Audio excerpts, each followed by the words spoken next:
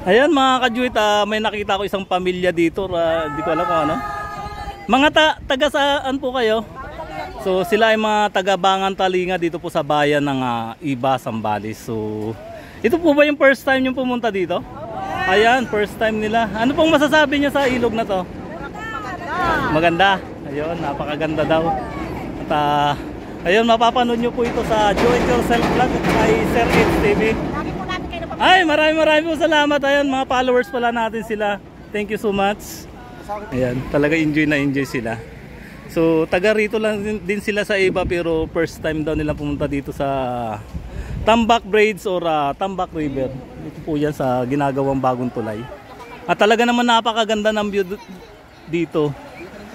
So, yung dating napapanood nyo na, ngayon mapapanood nyo na po yung sarili nyo.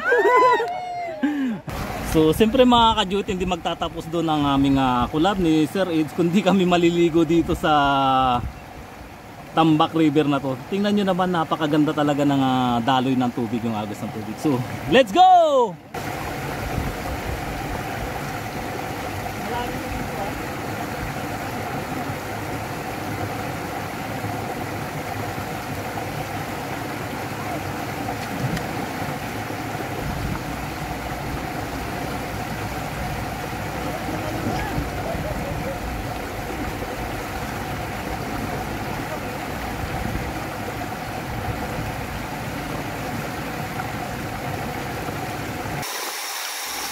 Dito nga mga ka-Diyos, habang kami ay naliligo ay masaya kami natututuan ni Sir Eds about sa mga trabaho at pagka-vlog.